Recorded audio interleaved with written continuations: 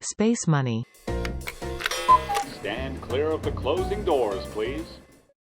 Boa noite, Sérgio. Boa noite, Carol. Obrigado pela oportunidade, né, de estar aqui nesse canal tão espetacular que é Space Money. A gente estava comentando aí, né, do sucesso, né, do desenvolvimento dessa plataforma tão espetacular, né. Bom, a Venture Investimentos, né, surgiu em 2006, né, como uma gestora vocacionada a administrar um clube de investimento. A gente chama isso de um clube de investimento, um family and friends, né, amigos e familiares, né. Então, de alguma forma, eu e Flávio Clemente fundamos essa gestora, né, naquele ano de 2006, né, e ali a gente começou a desenvolver um trabalho em cima da construção de uma carteira de valor, né, principalmente focacionados em dividendos, né, e como nós não éramos originariamente do mercado financeiro, né, a gente veio da economia real, começamos a testar essa filosofia na prática, escolhendo as empresas que de alguma forma a gente tinha conhecimento e familiaridade, né. Passamos pela crise de 2008, né, aquela crise realmente foi a que a gente chama, né, Sérgio, aquela que separa homens dos meninos, né, resolvemos dar sequência, e em 2010 a gente transformou esse clube de investimentos num fundo de investimentos, né, que hoje é administrado pelo BTG Pactual, né, é o nosso administrador, e no ano de 2020 completamos 10 anos. Então, de alguma forma, a gente entende que é um currículo, né, para se apresentar, da mesma forma que as empresas que a gente escolhe, né, para compor a nossa carteira, tenham um histórico mínimo, uma longevidade, a gente também achou necessário, para a gente começar a se apresentar de forma mais efetiva, a apresentação de um histórico mínimo de 10 anos. E o que a gente conseguiu ao longo desse tempo? Né? Estarmos sempre acima do Ibovespa, né, que é o benchmark, e sempre, vamos dizer assim, com uma rentabilidade aí interessante, baseada nessa filosofia que a gente vai apresentar para vocês aqui. Legal, obrigada, gente. Lembrando que você pode mandar suas perguntas aqui para o João e para o Sérgio no chat. A gente vai tentar responder aqui durante a live. E agora também é hora de enviar o link da live para os seus amigos, se eles ainda não estão aqui. E se eles perderem, não tem problema, vai ficar no YouTube, vai ficar gravado. E vocês podem assistir e anotar as lições desses dois especialistas aí quando vocês tiverem tempo. João, para começar, abrindo o site da Venture, o internauta pode ter algumas pistas das empresas que estão dentro do fundo, né? Sim. A Geresat, a Home e a RNI, está certo isso? Tá certo, tá enfim, certo. queria que você contasse pra gente, na verdade, quais são as razões que te levaram a optar por cada uma delas. A gente tem falado um pouquinho aí do histórico na sua apresentação, enfim, explica pra gente quais foram as razões para optar por essas três, para começar. Tá certo. Se você entrar efetivamente no nosso site, né, você entrou e já entrou logo na parte ali do core, né, ali do coração, né, mas se entrar na cara, no Face, você já vai ver que a gente se vende, né, se a gente coloca, se propõe a ser um private equity de bolsa, né. O que significa isso, né? Na verdade, é o bom e velho invest, né, que é o investimento em valor, né, traduzido no modelo de private equity, né, seguindo os mesmos passos do grande investidor Warren Buffett. O que significa isso, basicamente, para que as pessoas entendam? A gente entende o nosso fundo como uma holding, né, e cujas participações nas empresas são controladas. Então, nós precisamos entender efetivamente o que a empresa faz, quais são os seus negócios, quais são os seus diferenciais, como é que ela faz para ganhar dinheiro, se ela ganha dinheiro, né, e, fundamentalmente, né, se ela tem capacidade de gerar valor ao longo do tempo, através tanto do seu serviço quanto dos produtos, né, principalmente no desenvolvimento de tecnologia, né, como é que ela se mantém, como a empresa líder se mantém no longo do tempo existindo. E uma coisa fundamental também, que a gente entende que a empresa é constituída, né, de ativos, né, tanto fábricas, terrenos, prédios, máquinas, né, mas fundamentalmente pela alma da empresa, que são as pessoas, né, e entender quem é que está tocando a empresa, saber quais são os valores deles, né, e fundamentalmente se isso está alinhado com os nossos interesses. Então, a importância, né, de estar olhando a empresa sobre todos os aspectos, principalmente na construção de valor. Então, essas empresas que você bem colocou, né, a Gereissat, né, a Home e a Rodobem, são uma das empresas que a gente conseguiu identificar valor, né, e a gente pode ir explicando aí um pouco melhor, né, acho que depois, né, com a surpresa aí que a gente está programando para vocês, né, uma a uma, para a gente tentar entender exatamente o que está por dentro disso, qual a construção disso, né, desse valor, né, esse valor que a gente chama de valor intrínseco, né. Então, eu acho que, com certeza, a gente vai mostrar isso com mais eficácia daqui a um tempinho. Perfeito. Sérgio, você como assessor de investimentos, como os investidores podem aplicar esses princípios de valor que o João mencionou? É possível montar uma boa carteira sozinho? A gente pode afiar o olhar para esse valor? Como a gente consegue entender isso como investidor? Sim, como o João falou, né? Muito importante entender, né? O que é empresa, né? O que é, né? Quais os valores dessa empresa, né? Eu acredito nessa empresa no longo prazo, né?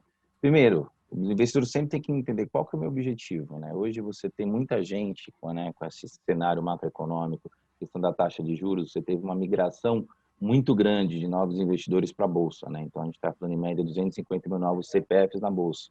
Esse é um lado bom que você vê, né, o mercado de capitais, né, se desenvolvendo, né? A gente é muito atrasado, né, nessa questão. E por um... Vocês estão me ouvindo? Sim. Oi, desculpa. Então, o mercado de capitais, mas é sempre muito importante, né? Sim, enfim, saber a fonte, entender, como o João falou, né? Então, ele entra em contato com as empresas, ele entende o management, ele entende a estratégia, é da mesma forma que, assim, as pessoas que buscam informações sobre o mercado financeiro. Sempre é importante saber quais são as fontes, quais é o histórico, o que esse cara construiu para ser realmente um formador de opinião, né? Então, hoje você tem Twitter, YouTube, então muita gente nova, sem muito histórico, entrando como influencer, como grande informante do mercado financeiro, sem realmente saber, poxa, quem esse cara fez? O que esse cara fez? Então, essa foi uma das coisas também que, né, João, que a gente, no nosso bate-papo, como você vai aí dar essa surpresa para todo mundo. Foi daí que a nossa conversa realmente começou, né? Que a gente vai falando detalhadamente de cada ação. É justamente isso. Bom, Sérgio, Carolina, desculpa te interromper. Você acha que de repente já está na hora de abrir a surpresa? O que você acha? Porque justamente isso aí também vai ser interessante pelo fato da gente ir conversando. Vai ser mais um debate, um papo, né, individualmente, que eu acho que isso aí vai deixar já vai deixar muita gente, né, interessada e falar assim, mas por que tal ativo e não outro? Tá bom, então, se o João estiver pronto para abrir a carteira, é hora da verdade. Vamos lá, é agora, hein? Vamos lá. Então tá aí. Beleza, João. Bom, o que eu mais quero saber é a razão por trás de cada uma delas. Tá, legal. Se quiser começar, estamos prontos. Legal. Bom, dando sequência, vamos dizer assim, ao discurso, né, de ser um private equity de bolsa, né, o que é isso? Né? Estar dentro das empresas, agir como um acionista, um ativista dentro das empresas, entendendo os seus negócios. Né? A gente montou a nossa carteira e vocês podem reparar que é uma carteira concentrada. Né? A gente entende que a concentração, de alguma forma, é uma das formas de você gerar riqueza. Né? Existe sempre essa dicotomia, né, essa diferenciação entre concentrar e diversificar. Né? E o próprio Benjamin Graham fala, né, que você concentra na hora que você quer gerar, né, quer gerar riqueza, quer gerar patrimônio, entendendo fundamentalmente naquilo que você está investindo, né?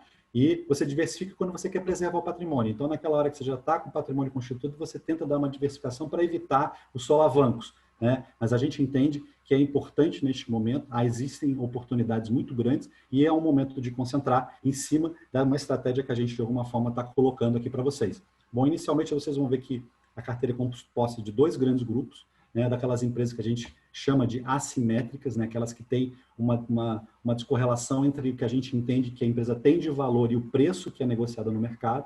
Então, nesse grupo estariam Home, estariam Rodobens, estaria Tupi, estaria a Oi, que começa a mostrar o seu valor. A gente pode deixar aí esse case aí para o final, com o grande finale, né, a cereja do bolo, e a Profarma. Né? E um outro grande grupo, né, de empresas, já que a gente está nas maiores plataformas de investimento do Brasil, é um grupo de empresas mais líquidas. E dentro deste grupo de empresas, a gente faria também a escolha, ou stock picking, né, daquelas que a gente entende que tem maior upside. Então, essa reunião desses dois grandes grupos de empresas, né, aquelas que têm uma assimetria maior, né, que é a descorrelação entre preço e valor, num grupo, e as empresas do stock picking do Bovespa. Então, a gente pode começar, se vocês quiserem, aí com as empresas aí, as assimétricas, vamos dizer assim. Home é interessante, João. Vamos lá. Então, home, né? Por que home? Né? Vocês vão ver, pô, a Venturi tem uma concentração realmente importante, né, nessa posição. Por que eles estão vendo, né, de alguma forma que o mercado ainda não enxergou? Né? Se a gente pode dizer isso, né, se isso não, talvez sou um pouco pretensioso, mas a gente vai tentar trazer essa informação para vocês. Né? Inclusive, eles fizeram uma live recente, né, que acho que vale a pena ser vista, né, falando, explicando um pouco desse case. Mas, basicamente, é o seguinte, o que a gente identificou em termos de valor na home e que, praticamente, é listada também e é demonstrada nas outras empresas. A longevidade, uma empresa com 90 anos, uma empresa que existe há muito tempo no Brasil. Então, vocês imaginem que essa é uma característica que a gente gosta muito nas empresas. Se vocês forem ver, a maioria das empresas que compõem nossa carteira tem aí mais de 20, talvez 30 anos. Né? Por que será? A gente quer entender, através do histórico, por todo esse caminho que essa empresa já trilhou, né? Por todos os desafios. Imagine por quantas crises a Home já passou em 90 anos. Essa é só mais uma crise. E provavelmente, já que ela passou por outras crises, provavelmente passará por essa. E normalmente essas empresas saem mais fortes, né? Elas têm um DNA da sobrevivência, né? Então, a Home, né, vocês imaginam, uma empresa que foi fundada em 1930 fazendo arados puxados por bois. E hoje ela faz máquinas com impressão em 3D em metal, tem unidades na Alemanha que recebem prêmios por inovação, tem unidades Brasil afora, né, e principalmente no exterior. Né, e mais importante, sendo proxy, né, do PIB industrial. O que significa isso? Ela é a representação perfeita de toda a indústria, de toda a cadeia industrial. Todo investimento industrial tem que passar pela Home. Então, por exemplo, você liga para lá e pergunta como é que está o setor de máquinas agrícolas? A Home é fornecedora de peças para o setor agrícola. Como é que está o setor de máquinas do setor de movimentação de terra, que a gente chama de linha amarela, né, que fazem as obras, as estradas? Né, ela também fornece. Ela fornece para o setor de óleo e gás. Ela fornece para o setor de veículos pesados e leves. O setor eólico, né, ela faz as peças de fundição para os grandes aerogeradores. Então, de alguma forma, a Home está na base da indústria. E aí, a gente olhando para os dados macroeconômicos, a gente enxerga a possibilidade de um grande crescimento, porque a própria Home diz, nós estamos hoje com um dólar numa faixa que ela chama de dólar industrializante. Olha a potência dessa afirmação, dessa expressão, um dólar industrializante. Ou seja, a indústria brasileira está extremamente competitiva em relação ao mundo, né? Associada a uma taxa de juros que estimula o investimento, né? Taxas de juros, taxas de inflação controladas, né? A gente está vendo aí uma possibilidade de repique, mas eu acho que é pontual em função do ajuste em relação ao dólar, isso aí é outra questão, e linhas de crédito aberta que estimulam aí o investimento. Então, de alguma forma, a gente entende que a Home e outras empresas também de conotação industrial da nossa carteira têm essa potencialidade aí de alavancar e se aproveitar, que a gente chama aí dessa oportunidade que daqui para frente se mostra com esses indicadores aí, nunca antes visto na história do Brasil. Tá? Não, sem então, dúvida. Essa seria o racional, né, de Home, né, que é uma empresa aí com longa data, como a gente bem disse. Né? O que vocês querem que eu faça? Que eu dê sequência, principalmente nas assimétricas? Acho que pode ser, né? Acho que é interessante, sim. E a gente vai conversando individualmente, né? Que a Home é grande, é uma surpresa, acredito, aí para quem está assistindo, né? Se você olhar eu que acompanho muito as carteiras dos fundos, né? Sim, Home foi uma novidade, né? Sim, carteiras recomendadas, eu falo assim, justamente que eu volto sempre naquela coisa, né? Informação. São tantas informações, são novas casas de análise, novos players, novos distribuidores e todos, né, reportam relatórios. E eu, sinceramente, não... Né, depois que você comentou, sim, Home é uma novidade, uma surpresa super positiva para mim. Exatamente. Isso, assim, e olhando assim no horizonte, ainda que você gosta muito do Warren Buffett, né? Então, você falou nas crises, né? A gente falou de crise de 2008, que foi justamente a transição do seu clube de ação para tornar-se fundos, né? Que você falou, divide as crianças dos adultos, né? Você enxerga, indo na mesma filosofia do Buffett, né? Tipo assim, em crise, o que você tem que olhar? Né?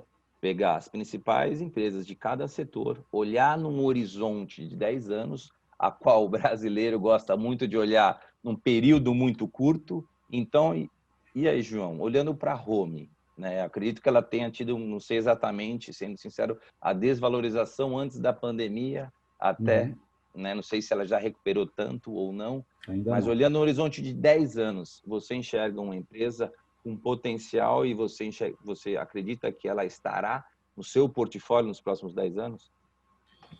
Boa pergunta, né? Isso aí é um processo de acompanhamento, tudo leva a crer que sim, né? Principalmente pelo que ela já fez, né? Nos últimos 10 anos, né? A gente olha e vê o que ela fez nos últimos 10 anos e tenta, de alguma forma, projetar isso para frente, né? O que ela fez, né? Que nos chamou muita atenção, né? Como é que ela conseguiu manter a sua liderança no setor tão estratégico para um país? Vocês imaginem que a Home é a fábrica das máquinas que fazem as peças, né? Para qualquer setor, né? Então, ela é extremamente estratégica para qualquer país. Se você, em um momento de conflito, você depender da importação de peças para construir qualquer veículo, seja de guerra ou o que for, você está estrategicamente acabado, liquidado. E a Home, de alguma forma, está na base disso, né? Mas o mais importante, né, que a gente vê, e principalmente na manutenção da liderança, e isso é um componente, é uma característica das empresas que estão aí, é investimento em pesquisa e desenvolvimento. Tá? A gente identifica aí o grande diferencial. É ali naquele momento, né, quando você vê percentualmente, né, quanto está sendo investido em relação à receita, no caso da Home, na ordem de 3 a 4% da receita líquida é investido em pesquisa e desenvolvimento. Para quê? Para o desenvolvimento de produtos ou serviços que gerarão valor no médio e longo prazo. Tá? Então, você conversa hoje com o diretor de engenharia da Home, ele já está desenvolvendo os produtos que serão lançados daqui a 3, 4, 5 anos.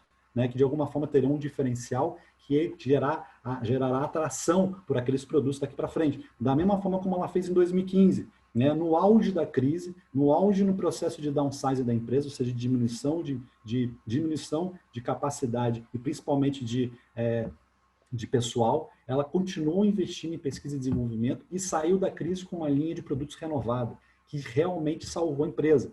E qual que era a principal característica desses produtos? A eficiência. Eram máquinas extremamente modernas, automatizadas, com softwares implantados, né, que tinham capacidade de produzir mais por menos. O que significa isso? Conseguiam produzir mais peças, consumindo menos energia elétrica. E, de alguma forma, isso catapultou as vendas da empresa. Por quê? Porque, através da economia que era gerada com energia elétrica, eles conseguiam, provavelmente o comprador conseguia comprar, pagar a prestação da máquina. Então, de alguma forma, você vê ali estratégia e inteligência. Nós estamos aqui atrás de investir em inteligência, em capacidade de geração de valor. E a gente entende que o conhecimento é esse divisor de águas entre as empresas que a gente investe e que a gente não investe. Então, respondendo a tua pergunta, a gente entende que se a Home continuar desenvolvendo tecnologia da forma como ela está colocando, principalmente aí investindo de 3 a 4% da sua receita em pesquisa e desenvolvimento, tudo leva a crer que ela continuará estando no nosso portfólio nos próximos aí, até 10 anos. Né? Maravilha. Carol, só qualquer coisa a gente estender um pouquinho em alguma outra ação. Aí, o interessante é a gente conseguir cobrir todos para a gente sempre, para ele conseguir defender o case de cada uma, que são algumas, tá? Se a gente começar a estender. Estão chegando algumas perguntas sobre algumas empresas em específico, e aí quando chegar na vez delas, pode deixar que eu faça a pergunta do público aí para você. Tá bom. Maravilha. Então, eu vou me concentrar nas assimétricas, tá? Então, eu vou pular para a Rodobens, tá? A Rodobens é uma empresa também muito interessante. Todo mundo deve conhecer o Grupo Rodobens. O Grupo Rodobens é um grupo muito grande no Brasil, tá? E essa empresa é uma controlada, né? Uma empresa do grupo, é a única empresa de capital aberto deste grande grupo, chamado RNI, Rodobens Negócios Imobiliários. Né? E é uma incorporadora, né? Uma incorporadora de alguma forma de média, né? Uma incorporadora média, que tem como característica principal não atuar nas grandes capitais. Ela até atua, tem alguns empreendimentos, mas o foco dela é principalmente no interior e principalmente na região ali do centro-oeste, principalmente em cidades médias e cuja atividade principal é o agronegócio. Então, que a gente brinca, não sei se você já viu esse termo, né? Mar azul e mar vermelho, né? Ela não atua onde há uma concentração de tubarões em cima da mesma carniça. Né? Vocês imaginem, né? Na medida em que os IPOs vão saindo, né? Principalmente das novas incorporadoras, né? Os terrenistas devem estar felizes da vida, porque eles sabem que as incorporadoras estão com caixa para comprar terreno, então a disputa pelos terrenos, né? Principalmente nas capitais, será feroz. Ao passo que a Rodobens não tem esse problema, já que ela atua em cidades, né? Vamos dizer assim, médias, né? Onde a concentração de casas não é tão grande, e principalmente nessa linha de produtos que eu dou Minha Casa Minha Vida, que é exatamente onde está havendo o maior crescimento e também onde há o maior déficit habitacional. Né? Todo mundo sabe que o Brasil tem essa grande fratura, né? Existe um déficit habitacional enorme e, teoricamente, ela atua exatamente neste filão. Tá? E hoje, com as linhas de financiamento da Caixa Econômica extremamente favoráveis, hoje a gente tem oportunidade de valores de prestação menores do que o aluguel. Então, por incrível que pareça, nesse período aí do segundo trimestre, ela teve um aumento de vendas importantíssimo, fundamentalmente por conta aí dessas condições macroeconômicas muito importantes. Né? Lembrando também que o modelo também do empreendimento dela de condomínios horizontais, de casas, né, que é muito característico no interior, né, mais do que de prédios, né, e isso é um diferencial da empresa, que normalmente é um condomínio que nasce como um condomínio de classe média baixa, mas na medida em que as famílias fincam suas raízes ali, e principalmente pela modelagem das casas geminadas, onde você pode comprar a casa do lado e aumentar a sua casa, isso transforma-se aí num condomínio de classe média. Né? Então, a gente entende aí que tem uma grande oportunidade aí para o desenvolvimento desses negócios. João, queria te perguntar, você mencionou a importância do programa Minha Casa Minha Vida aí para os negócios da Rodobens. A gente tem aí no radar uma possível mudança, né, com Casa Verde e Amarela, que foi lançado essa semana, e talvez um foco um pouco maior na construção, muda um pouquinho a característica do plano. Essa mudança tem potencial de impactar significativamente os negócios da Rodobens? E muda em alguma coisa a sua avaliação sobre a empresa? Na verdade, é o seguinte, ela apareceu, né, com esse plano do Casa Verde e Amarela, né, ele ficou muito focado na região Nordeste. Né? Até o próprio presidente da Rodobens se manifestou dizendo que esperava um pouco mais do programa, né, desse novo programa. Né? Então, a gente entende aí que realmente a coisa fique prejudicada. Né? Então, vamos entender que esse programa tinha uma expectativa muito grande em relação a ele, né? Mas vamos entender que também há uma expectativa do governo em relação ao desenvolvimento desse setor, né? Que é um setor fundamentalmente importante para o desenvolvimento aí principalmente da mão de obra, né? E do emprego, né? Que é uma coisa importante aí e que está em voga nesse instante. Né? Então, esse é o ponto. Aqui nas perguntas, tem um pessoal estranhando as ordinárias da Oi. Acho que esse ponto vai dar polêmica aí, João. Como é que você defende essa presença? Bom, eu acho que eu estou meio condicionado a seguir uma sequenciazinha. A gente pode ir para Tupi e depois a gente pode ir para Oi. Tá? Pode ser? Vamos lá, então. Isso. Beleza. Então, dentro dessa conformação e das empresas que compõem essas empresas que a gente chama de grupo de assimétricas, né?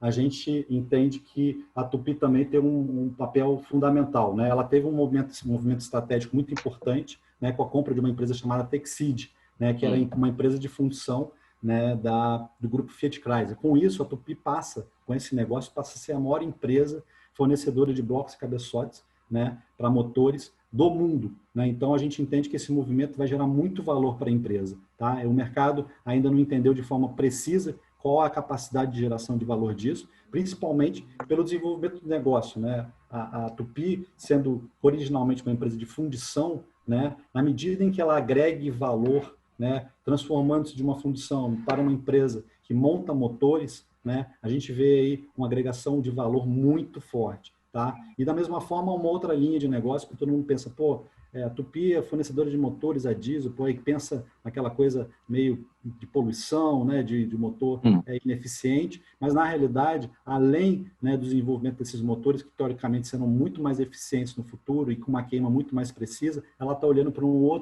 outra linha de negócio, que é a linha de geradores, né, geradores a diesel. Né? Na medida que a gente entenda que o mundo caminhe, né, para uma digitalização, né, para um uso cada vez maior de data centers, né, de antenas de 5G, que possibilitarão ali a utilização de carros autônomos, né, de telemedicina, de ensino à distância, não há possibilidade dessa energia cair. E qual é a forma mais importante e efetiva, né, de manutenção de empresa? São geradores a diesel, né, que serão fornecidos para a Tupy. Então, de alguma forma, ela entende que essa aí seja um grande filão no desenvolvimento, e agora, com a compra dessa empresa, e sendo uma das maiores do mundo, né, ela será uma das principais fornecedoras dessas soluções de backup para todo esse sistema que será montado aí em torno da digitalização.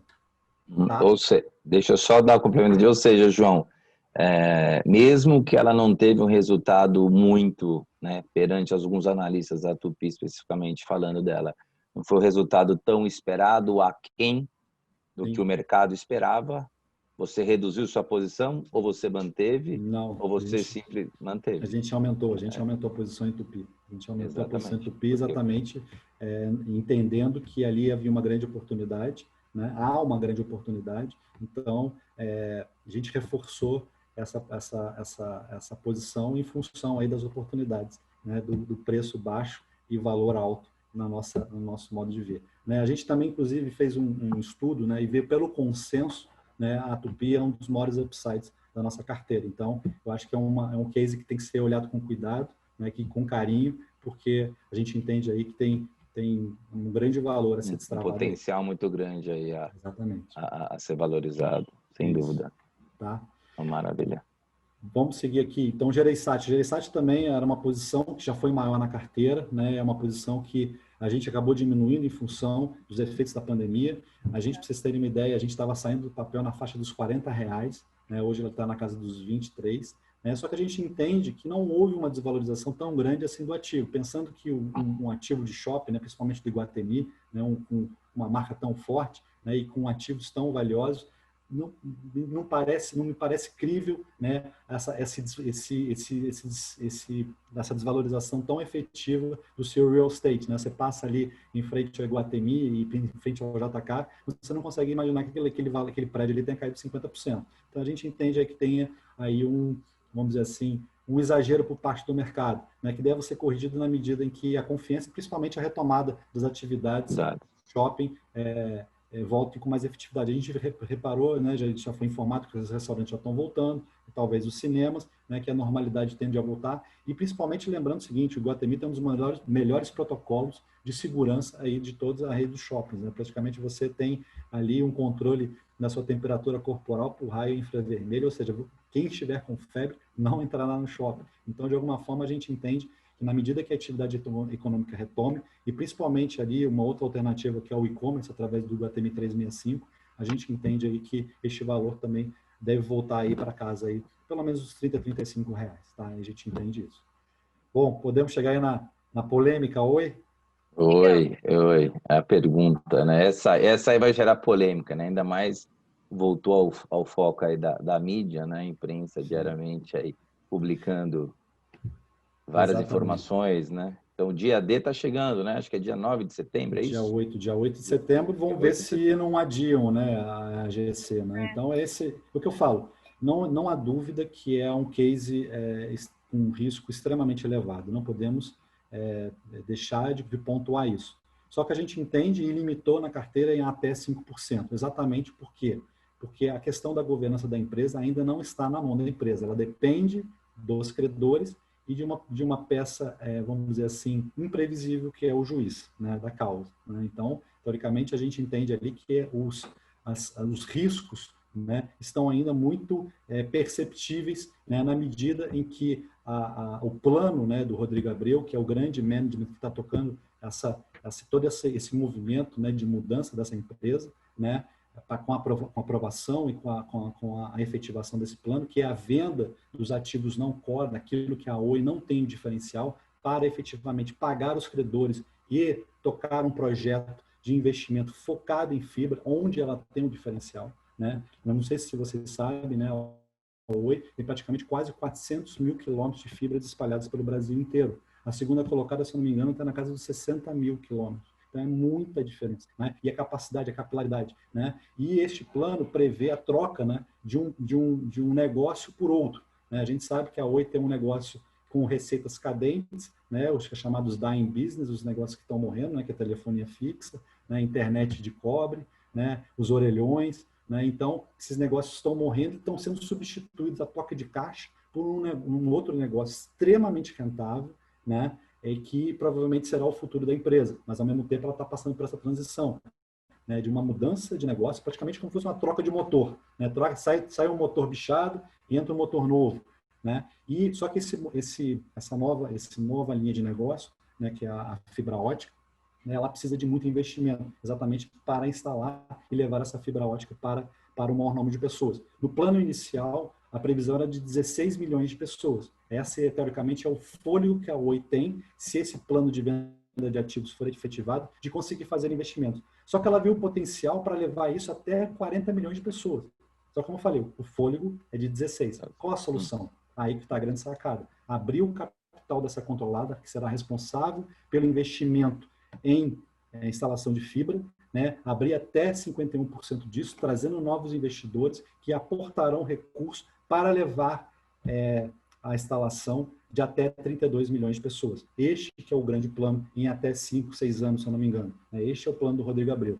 Então, a gente entende que há uma chance muito grande disso sair do papel. Tá? Entre as duas opções que a Oi tem, né, que é seguir com esse plano, né, de alguma forma, todos os credores, acionistas, se empenharem para que esse plano saia do papel, principalmente pela questão estratégica, né? O Brasil precisa, né, ter essa rede de fibra ótica espalhada pelo Brasil e principalmente atendendo esse grande número de pessoas. Isso é de interesse da nação, tá? E principalmente porque a gente sabe que estrategicamente isso servirá também para a implantação da rede 5G. Sem a rede de fibra ótica não há rede de 5G, não tem carro autônomo, não tem internet das coisas, não tem telemedicina, não tem nada. Então, precisamos implantar isso, né? E se houver uma coordenação para que esse investimento aconteça, é uma melhor alternativa do que liquidar a empresa. Vocês imaginem, né? Mandar todo mundo embora, desmobilizar tudo e dividir os ativos, quem é que vai ficar com o quê? Então, eu acho que, sob o ponto de vista, vamos dizer assim, do bom senso, a gente sabe que o bom senso, às vezes, ele não está sempre presente. Tá? Então, a gente entende que há uma chance muito maior, né, desse plano sair, né? Claro que os bancos têm todo o direito de fazer o papel deles de negociar, de tentar as melhores condições, né, para conseguir o retorno dos investimentos, dos empréstimos feitos, mas a gente entende que é uma solução muito melhor a manutenção e preservação desse negócio vivo do que a mera liquidação. Tá? Então, a gente entende aí que há uma chance, há um risco interessante que possa ser corrido e que a simetria aí é muito grande. João, você comentou logo no começo da sua resposta da parte limitada que a Oi tem dentro aí do portfólio de vocês.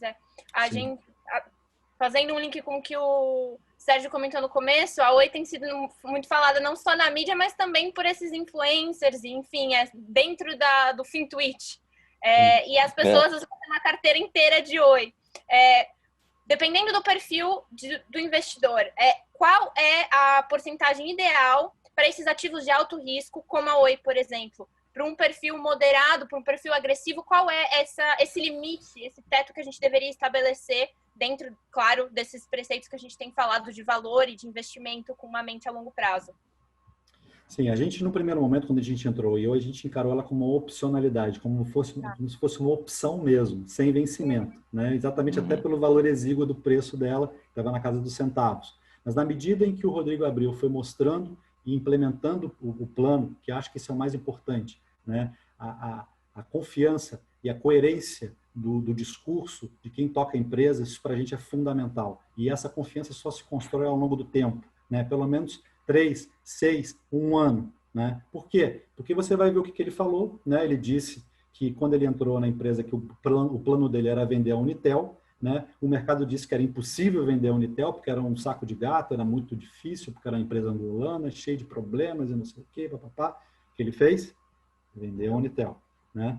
Então, já mostrou, ponto para ele, vamos acompanhando. Ele disse que ele montou todo um esquema de venda de ativos, né? Principalmente as 4 unidades, data center, antenas, né? A própria Oi Móvel e a TV por assinatura, né? E além da Infraco, né? Ele viu e mostrou que tem interesse e valor, né? Inclusive bid na mesa, mostrando, ó, se vocês venderem, nós pagamos tanto.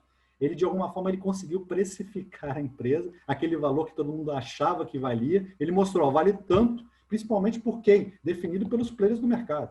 Então, mal ou bem, o que a gente vê ali, somando as partes, né, a gente não estamos falando aí uma empresa entre 20 e 25, talvez 30 bilhões de reais, se fosse liquidada hoje, né? Fora todo o processo de desenvolvimento de negócio, né, que será feito para os próximos 5 a 10 anos. Né? Então, é isso, né? O valor da empresa está aí, né, no desenvolvimento do negócio. O ativo a gente sabe que tem valor. Agora, será que se extrairá valor desse ativo? Né? Então, aí que está o pulo do gato para a gente, de alguma forma, construir esse valor e, de alguma forma, lastrear isso ao preço no futuro. Então, a gente entende aí que a oportunidade está aí. Tá, e só complementando assim, a questão da Carol, supondo que dia 8 não seja favorável, o juiz prorrogue o caso, enfim, não sai o deal, né? Qual que seria, que você, João, teria assim, eu mantenho o que eu acredito, eu vou aguardar, vou esperar o resultado para tomar, obviamente, esperar o resultado para saber o que eu faço. Saio da posição, não saio, enfim, o que você teria em mente caso você tenha uma resposta negativa e esse plano de recuperação não seja aprovado? A gente entende exatamente disso que eu coloquei para você. Né? Em termos de percentual de chances, eu acreditaria que existe 80% de chance, né, de tudo sair conforme foi planejado no plano, com alguns ajustes, né? Principalmente tanto nos descontos relativos aí ao valor das dívidas. Tá? Os bancos estão discutindo isso. Tá? A gente entende, né, que isso faz parte, né, de todo o movimento. Tá? Então, seria muito estranho se os bancos simplesmente aceitassem o deal e pronto. Né? Então, ficaria muito estranho. Né? Então, a gente entende que a grande chance disso acontecer. Mas, na medida em que aconteça, vamos dizer assim, um revés, né, nesse processo, a tendência é para liquidação. E aí a gente vai ter que fazer conta. Né? A gente já sabe que na mesa, né, em cima desses ativos, tem ativo de valor, divide pelo número de ações, não tem negócio para frente futuro, e segue liquida a vida. E pega a minha parte e segue a vida. Né? Então, esse seria o ponto aí a ser discutido. A gente encerrar o assunto Oi aqui, desculpa, João. Só incluir aqui a pergunta do público. A Thaís está perguntando se a Highline é a melhor compradora possível para Oi. Que pergunta difícil, né? Eu acho que é o seguinte, a melhor compradora é aquela que paga mais. Que paga mais. Né? Que paga mais sempre, né? Você como acionista, não, sem dúvida alguma. Isso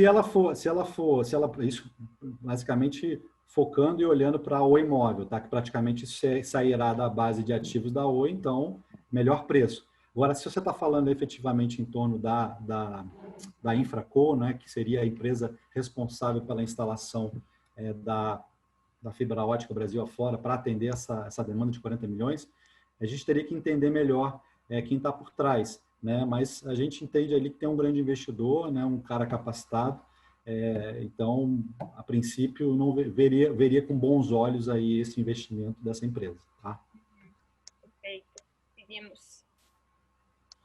Bom, vamos falar agora de Profarma, né? Uma empresa também que acabou de fazer um movimento interessante, né, em termos de um IPO, né, da sua controlada, a empresa Demil, né, que é a empresa responsável pelas farmácias no varejo. Né? Não sei se vocês conhecem a Profarma, historicamente, é uma empresa com quase 60 anos de história, muito focada na distribuição de medicamentos. Hoje ela é a segunda maior empresa de distribuição de medicamentos do Brasil, né?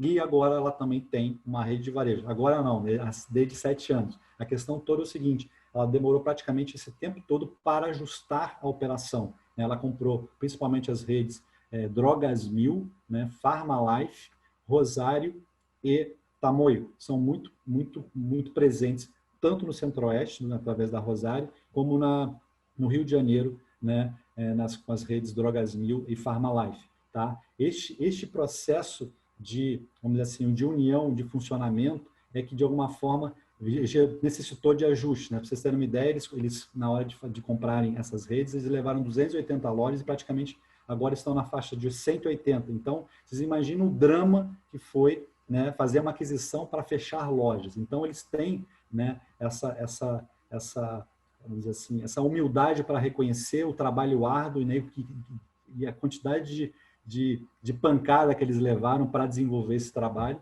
e hoje eles se consideram aptos para desenvolver um trabalho futuro, né? E principalmente com o IPO da Denil, que foi só primária, tá? Isso é muito importante frisar. Esse dinheiro vai para a empresa, não vai para os acionistas, principalmente para o caixa da Profarma, para reduzir endividamento, né? E principalmente para catapultar o plano de abertura de lojas, que a previsão é dobrar o número de lojas nos próximos 5 anos, principalmente em unidades extremamente rentáveis. Hoje, eles entendem que um modelinho que eles formataram consegue gerar uma rentabilidade por farmácia próxima à Royal Hydrogazil e até, em determinados casos, superior. Então, nós entendemos que a Profarma pode ser uma opção interessante a esse benchmark tão espetacular, que é esse case droga Raia, né? Raia Drogazil, né? E que, conforme um grande gestor, que é o Stuberger, fala, né? Na hora que você identifica um setor que você gosta que você se identifica, né? Vamos dizer assim, procura saber quem é o benchmark. No caso, é a Raia Drogazil, mas não invista nesse, invista no segundo colocado, porque é ali que está a simetria, né? Porque se o segundo colocado souber fazer o que o benchmark fez, ali que está a grande potencialidade e a grande simetria. Então, a gente está aí muito, muito confiante aí no case Profarma e entende também que tem um upside bem grande. Ainda mais é um setor que vai vir uma concorrência grande aí, né? Tem um IPO, a Pague Menos aí também surgindo, acho que segunda-feira, né? Estreia na bolsa. Sim. Então é um setor que... Exatamente. É um setor que pode ser... Você não enxerga um pouco, a margem vai estar um pouco espremida, redução de margem, isso aí pela competição, pela competitividade, já que olhando São Paulo, né? Uma farmácia aqui em cada esquina, basicamente. É isso. O interessante desse negócio, e um pouco diferente do modelo americano, que é nacional, as farmácias são nacionais, no Brasil é regionalizado, né? Cada um atua numa região. Então, a Rosário é muito forte no Centro-Oeste, você provavelmente não vai ver tanta influência da Raia Drogazil, que é muito presente em São Paulo, no Rio de Janeiro, né? Você vê que no Sul já é a Panvel, né? Então, a Nicei está entrando ali também, junto para competir, para não perder tanto mercado, né? Então, você vai vendo a Pagamentos também tá entrando.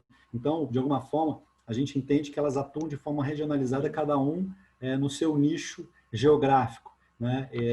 Mas o que a gente entende de vantagem em relação à Profarma é esse modelo integrado, né? A vantagem de você ter uma distribuidora por trás, né, associada a uma rede de varejo, né, praticamente linkada e funcionando em real time, isso ajuda muito e melhora muito a questão do capital de giro e na questão dos estoques. Tá? Isso melhora demais a rentabilidade e a gente entende que esses números começarão a aparecer aqui nos próximos trimestres. Querendo ou não, João, o setor de saúde, enfim, especificamente as farmácias que a gente está conversando agora, ficou sob os holofotes durante a pandemia, como atividade essencial não parou. E quais são as perspectivas nesse sentido? A gente pode considerar que esse fôlego durante esse período pandêmico vai continuar?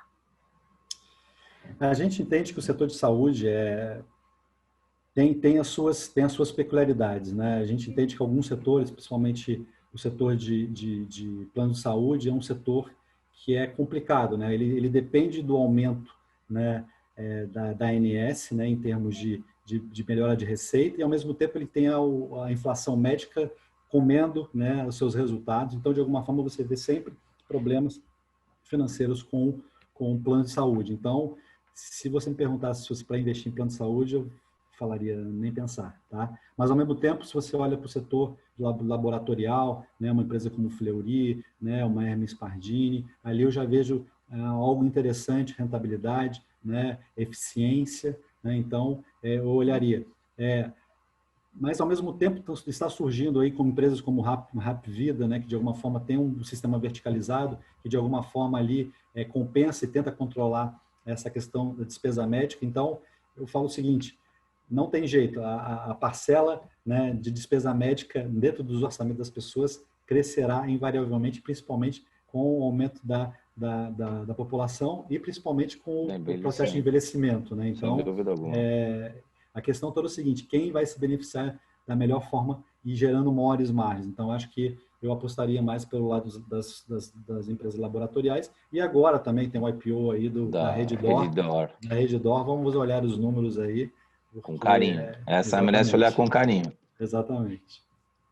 Perfeito. Pessoal, só lembrando que a gente está chegando no fim da nossa live, então, João, se você quiser dar um pé na tábua aí, aumentar a velocidade, fica tranquilo, porque a gente, infelizmente, tem um tempo limitado aqui. Bom, eu acho que eu acabei passando por todas as empresas aqui que de alguma forma tem, que a gente entende como as assimétricas. Eu acho que eu deixaria aí para o público, se tiver alguma dúvida em relação às outras empresas, se quer algum comentário, que na realidade não vai acrescentar, vamos dizer assim, muito, né? Porque são empresas super analisadas e normalmente as pessoas estão bem cientes da peculiaridade, das características e das potencialidades de cada uma delas. Então fala um pouquinho da Leve rápido, então, que a Leve 3 talvez seja uma que não seja tanto comentada aí. Né? Não. Beleza. Metal Leve também é uma empresa, né, que não sei se você sabe, né, ela é do grupo Mali, né, um grupo alemão com 100 anos de história, né?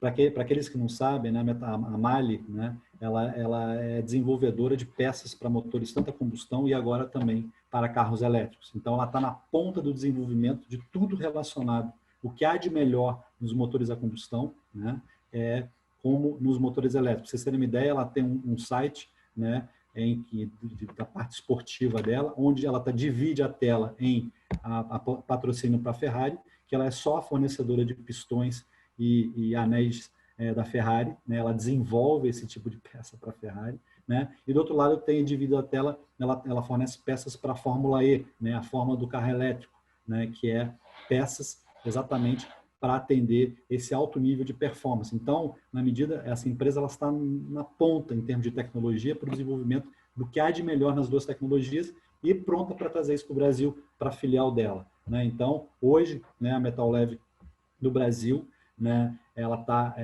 focada no desenvolvimento e no aperfeiçoamento dos motores a combustão, né? Eu sempre lembro do case, né, a gente viajou para Metal Leve, foi conhecer o centro de tecnologia deles há 5 anos atrás, eles estavam desenvolvendo o que hoje é uma realidade, os motores de 3 cilindros, né, motores pequenos, né, com alta potência, alta eficiência, né, mostrando a capacidade que uma empresa tem ainda de extrair valor de menos, né, extrair mais valor, mais eficiência, mais rentabilidade, mais potência de um tamanho diminuto. Então, esse é o trabalho da Metal Leve. E todo o trabalho no desenvolvimento também dos carros híbridos, né? Essa é uma tendência que essa empresa entende, que a solução dos veículos não estará nem numa tecnologia, nem na outra, será no meio termo, né? Pegando o melhor da tecnologia do motor a combustão com o melhor da tecnologia do carro híbrido e juntando isso no que a gente chamaria no estado da arte, numa plataforma de desenvolvimento de bateria, motores elétricos e um motor a combustão que não seria mais motor, e sim seria gerador extremamente eficiente para carregar a energia da bateria. Então, a gente entende que essa empresa está na ponta no desenvolvimento do que há de mais moderno e futurista e que será provavelmente a tendência no desenvolvimento dos veículos daqui para frente. Até considerando as tendências de ESG, né? Que a gente está ouvindo falar de fundos, enfim. Exatamente. Para finalizar, João, a gente recebeu aqui uma pergunta do Davi. Ele diz, nunca mais tinha ouvido falar, ninguém falar de Marco Polo. Faz sentido colocar ela no portfólio agora? Sim, a gente teve um contato com eles há 2 semanas atrás e realmente é uma empresa que sofreu muito com essa pandemia, né? Mas é uma empresa líder, uma empresa com 70 anos de história, uma empresa que também tem no DNA a resiliência, né? Uma empresa que está muito sólida financeiramente e está pronta para crescer quando o mercado retomar, né? Tanto nos 2 segmentos, né? No segmento urbano quanto no segmento rodoviário, né? Lembrando que no segmento urbano, né, os pedidos principalmente vindo das prefeituras para renovação de frotas, e principalmente aumento de frotas, né? Já que agora não será mais permitido que as pessoas andem aglomeradas dentro dos ônibus, ou seja, precisarão vir sentadas, né? Então, a necessidade de mais ônibus urbanos, e isso, de alguma forma, está caindo nos pedidos da Marco Polo agora, tá? Isso já está acontecendo, né? Principalmente nos ônibus urbanos. Já nos ônibus rodoviários, a Marco Polo desenvolveu um protocolo de segurança para aqueles que gostam da empresa, procurem lá saber, BioSafe, né, uma plataforma de ônibus, uma carroceria, em que ela implantou um sistema de separação das pessoas, ou seja, as pessoas viajarão individualmente em suas cadeiras, com 3 fileiras de cadeiras com 2 corredores, separados por cortinas, com o ar-condicionado todo esterilizado por raios ultravioleta e banheiro também. Então, de alguma forma, você vai estar mais seguro dentro do ônibus da Marco Polo rodoviário, né, do que dentro de casa, né? A brincadeira é essa, né? Então, de alguma forma, na medida em que o turismo, principalmente rodoviário e interno nacional, principalmente aí com as dificuldades das empresas aéreas retornem, a Marco Polo deve se beneficiar bastante aí dessa retomada. É uma questão de paciência. Eles entendem que em meados de 2021, os níveis de preço, principalmente em termos de rentabilidade e receita, também devem estar recuperados aí em meados de 2021. Tá? Perfeito. Uma última pergunta retardatária aqui. João, vale a pena comprar Oi Agora? É a nova Magazine Luiza? Ai, meu Deus do céu, esse negócio de nova Magazine Luiza. Não, isso aí... Isso é casca de banana, né? Eu acho o seguinte, eu acho que a empresa tem muito valor, tá? É uma empresa que, como eu disse, hoje a fibra é um serviço essencial, né? Se não fosse a fibra, a gente não estaria fazendo esse evento hoje, né? E tudo que está se desencadeando em função disso, né? O home office, né? A telemedicina, né? O carro autônomo, tudo, né? O ensino à distância. Então, a gente tem que entender o seguinte, se não for a Oi, será outra. Né? Nós estamos apostando que será outra. Tá? Então, essa que é a questão. Né? Então, eu acho que se quiser fazer investimento, eu acho que pode fazer, eu acho que é recomendável, mas eu faria de forma programada. Eu acho que esse é uma grande estratégia, né? De você fazer a programada, não invista tudo de uma vez, tenta aí fazer um preço médio para tentar pegar aí os movimentos, principalmente nesse momento que está tão volátil. Eu acho que eu separaria e dividiria em tranches aí para você não errar ou errar pouco. Tá? Eu acho que essa é uma estratégia interessante, tanto para montar essa posição, como eu acho que para investir num fundo como o nosso, né? Como a gente já conversou algumas vezes, né, Sérgio? Sem dúvida. Esse movimento de investimento programado, né, e constante, né, sem prazo de vencimento, eu acho que é o movimento mais importante aí para quem quer construir poupança, e principalmente no fundo de valor. Então, eu acho que a gente até pode aí lançar, né, Sérgio, aí a possibilidade aí de explicar melhor essa tese de investimento, né, principalmente de construção de poupança, e eu estou à disposição aí para ajudar vocês. Maravilha. João, só confirma aqui, assim, o velho FIA está em quais corretoras mesmo? Está na plataforma da Orama, está na Genial, está BTG, né, Warren, que é uma Sativa, né, Mirai, né, eu acho que não esqueci de ninguém. Não, maravilha. E a entrada que você falou, poupança, você tem um compromisso com si próprio. Exatamente. E o ticket mínimo de entrada é? R$500. R$500, maravilha. Basta. Perfeito. Esse compromisso. Exatamente. Perfeito, gente. Muito obrigada, João. Muito obrigada, Sérgio. Foi ótimo. Cara. E a gente deixa o convite aqui para todos vocês que estão acompanharam a live. A gente tem Space Lives. Fiquem de olho no site, no portal Space Money e nas nossas redes sociais para saber quando vai ser a próxima, marcar na agenda e acompanhar também as nossas análises, orientações, notícias todos os dias. Muito obrigada, gente. Tchau, tchau. Obrigado.